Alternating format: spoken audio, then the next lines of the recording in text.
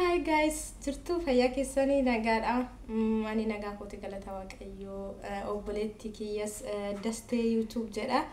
Assalamu alaikum warahmatullahi wabarakatuh. Akkam jirtu fayyaa keessanii hordoftoota abdii boruu nagaa mi fayyaadha na bira bareeda alhamdulillah. Warroonni amantaa biraallee ashama harka fuunii naga jirtu fayyaadha. Mucattii fungeetana jajjabeessaa isin jedha. Itti fufi yaada kee. Inna akkam jirtu fayyaa keessan isin jenneera bakka jirtanitti nagaa waaqayyoo isiniif haa baay'atu isin jecha hordoftoonni chaanaalii kana hordoftan marti keessanummoo akkammoo eeguu dhaggeeffattan subscribe like share akka gootan abdiin isin bira qaba waaqayyoo faana jechuudha.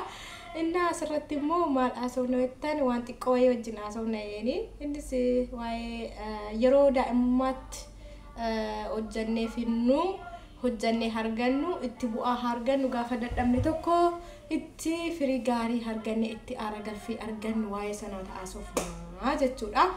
Innis immoo maal inni yoo jettan namni tokko yeroo daa'imummaa qabu fiigee waan tokko qaqqabu waan fiigee waan tokko mee amma nama guddaa fi namni xiqqoon yegguu fiiguu wal qixa fiiguu waan ta'eef maaliif isa keessa ijoollummaa qabutu fiigee iddoo ta'e ga'ee kaatee dhaqee waan tokko fidee deebi'e jechuudha. Amma abbootiin keenya illee warra keenya nu erga ila lakki isheen ijoolleen haa deemtu hamma fiigdee axxee fiddii jedhu. Kanaaf maaliif daa'imni yoo fiigdee daqiiqatti waan ta'ee fiddee dhufti jechuudha. Innis immoo maal yoo jettan hundi keessanuu kaayyoo mataa keessanii qabdu yaada mataa keessanii qabdu.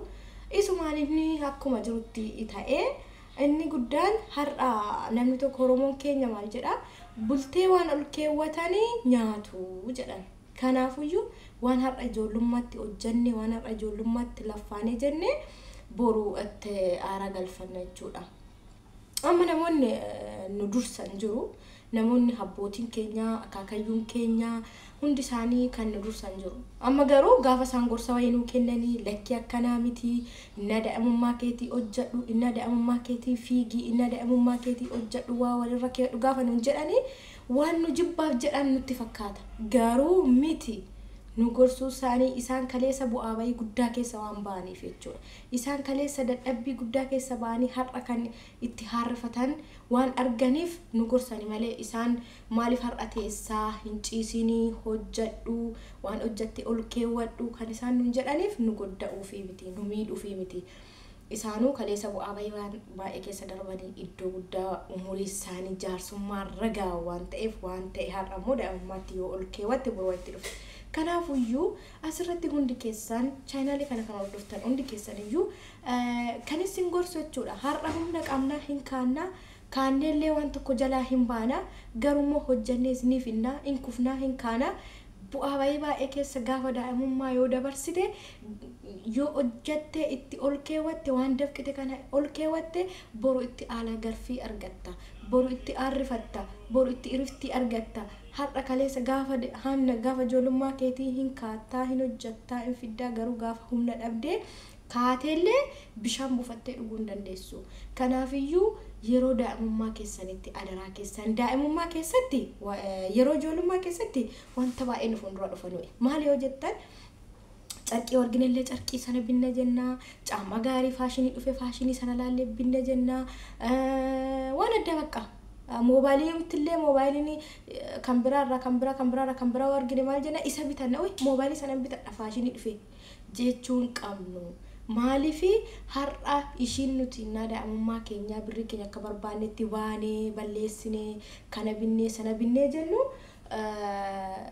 gaafa immoo dadhabnee jennee waan kaleessa keessa darbine sana itti qaqqabuu itti dedduubatti deebi'uu hin dandeenyu waan ta'eef. Kanaafiyyuu faashiniin dhufus ilaalatuma dhiisatuma kanaafiyyuu meeqomee mindaa koorraa yoo nammam hojjedhe kan qasraa hojjetus haa ta'u hojjetaan mootummaas haa ta'u kan humnaan hojjetus haa ta'u kan kamiyyuu haa ta'u hojjetaan namni kamiyyuu guyyaatti toon hojjetiin namni hooluu hin jiru waan ta'eef garuu hammamiin paarsantii ammamiin keewwadha paarsantii ammamiitiin hojii hojjedha waa tokko itti sirreeffadha jedha. Har'a yoo daa'imummaa keessanitti dadhabdanii laffaatanii birri waa ol keewwattanii jettan qirsii tokko godhattanii jettan gaafa dadhabdan itti aarrifattu gaafa ilmoo argattan itti aarrifattu akkanaa hamma itoo tidaaritti hin galin dura waan baay'ee nutti bareeda uffannillee nutti bareeda caamma nutti bareeda garuu immoo gaafa mana godhanne tidaarii godhanne ilmoo argine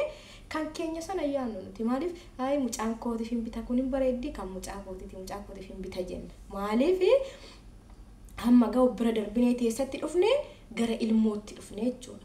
Kanaaf isa kaleessa ofii keenya ofii kootiif hin bitadhennu kana har'a gara ilmoo keenya ilmoo kootiif hin bitaa kana saafan godhaa kana saashiidhaaf hin godha jenna. Kanaaf iyyuu kana gochuun keenya immoo maalinni kaleessa yoo waa keewwanne gaafa daa'imummaa qabnu yoo dadhabne yoo laffaane gaafa jenne qirsii godhanne gaafa dadhabne itti aara galfanna. Kanaaf iyyuu har'a daa'imummaan nu qabee daa'imummaan sin qabee birri keessaan hin abbaakanina hamma hin dandeessu inni hojjattu hin fiddu gaafa dadhabdan gaafa umuriin keessan amma umuriin keessan dabalaa deemu humni keenyallee qannasaa deema.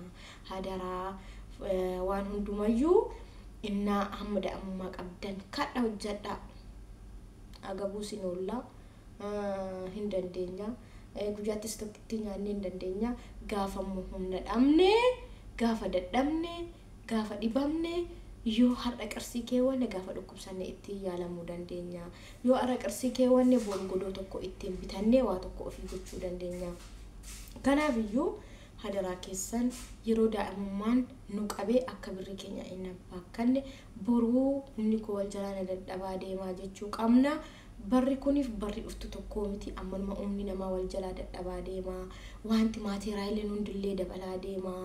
Kanaaf iyyuu birri keessan adaraa keessan innaa amma laffaatan hojjadhee fida boru jechuun qabdu maaliif jechuun hin qabnu bakka hojjadhee fida boru maanni yoo baddes yoo dhumes birriin hin jennu maaliif kan boruu sana caala waan ta'eef gaafa dadhabnuuf itti aara galfanna.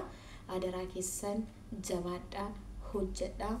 Namni biyya kamiyyuu irraa jirtan hundi keessan waan hojjetan irraa paarsantii wayii keewwadhaa boru dadhabbii keessan itti baatu boru itti aala galfattu boru itti firii gaarii argattu siniin jecha hundi keessanuu bakka jirtanitti nagaa waaqayyoo siniif haa baay'atu jecha like share subscribe gochuun hin dagatina hunda keessan isinin jaaladha isinin kabajaa nagaan naawulaa guyyaa gaarii.